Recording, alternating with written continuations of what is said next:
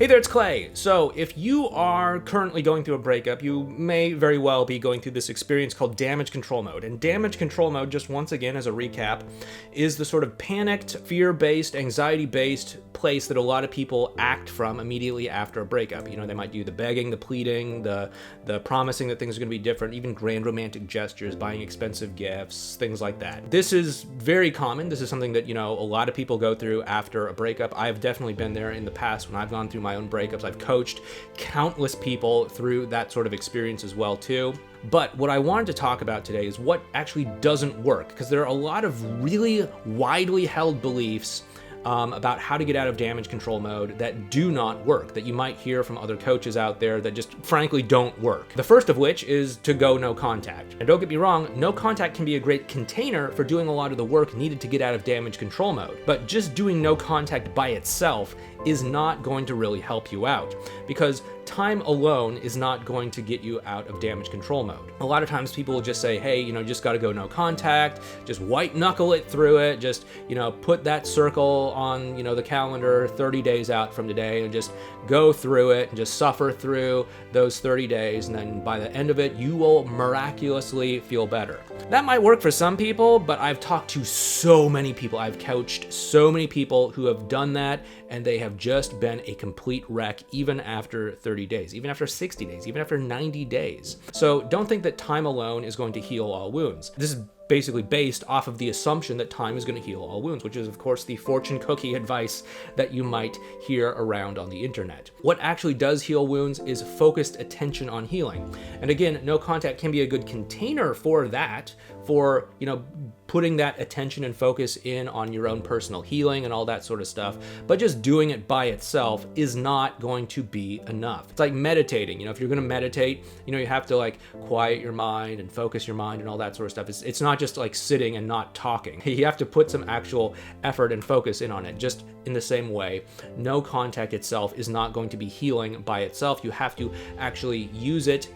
If you're going to use it, I mean, you don't have to use it. You can do all of this healing stuff while you are still in contact with your ex if you need to, because maybe you have kids together or you work together or something like that. No contact can be a good container for doing all this stuff and making it easier. Other things that people have often said will help you to you know, heal from your breakup and heal from damage control mode are things, you know, like distracting yourself, you know, just keep busy, you know, go rock climbing and hiking and take on all these new hobbies and learn Spanish and all that sort of stuff. And, you know, by all means, if you want to do all that stuff, please do all of that stuff. But don't just keep yourself busy and distracted hoping that it's going to get you out of damage control mode, because at the end of the day, when all the dust settles and all the parties are over and all the whatever is taken care of, you're still going to have to deal with these emotions. It's not just going to go away because time passes. Again, time does not heal all wounds. Focused effort and attention on healing is what actually heals wounds.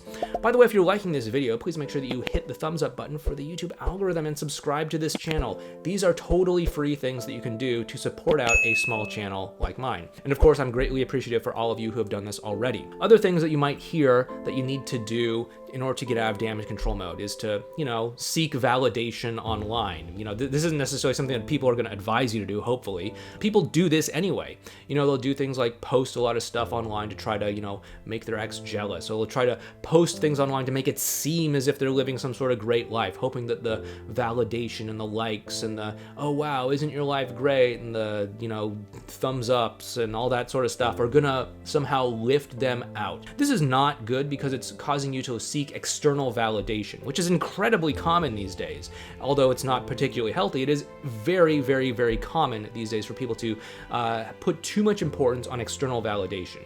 If you're really going to get out of damage control mode, what you're going to need to do is seek internal validation rather than external validation, because the world around you may or may not give you what you want. It may or may not give you the validation that you want.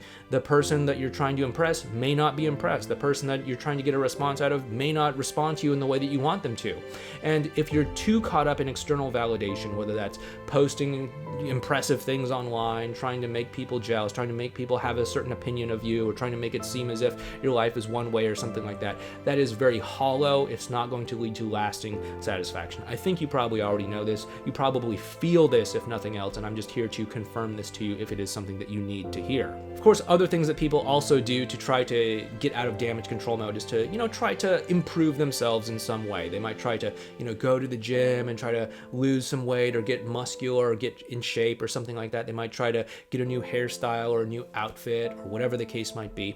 And by all means, if you want to upgrade yourself, do it. Like, I'm not here to tell you not to get in shape or anything like that. But please don't use this as some sort of way to get external validation from other people, as a way to say like, hey, look at me, I'm getting my groove back because I'm down 20 pounds and I'm getting all this attention from people of the opposite sex and all that sort of stuff. Like, don't think that is going to really get you out of damage control mode. That's just going to anchor you into that external validation sort of thing. And deep down, at the end of the day, when you are in the quiet of your own mind drifting off to sleep, you'll wonder, hey, am I getting all of this validation and everything because people actually care about me, or is it just because I look good? Is it just because I have the right hair or the right physique or the right clothes or the right whatever? You're not going to feel as if you're truly accepted and loved for who you are. So please do not seek external validation. Do not just blindly hope that time is going to heal all wounds or anything like that. Drop this in the comments if this is resonating with you.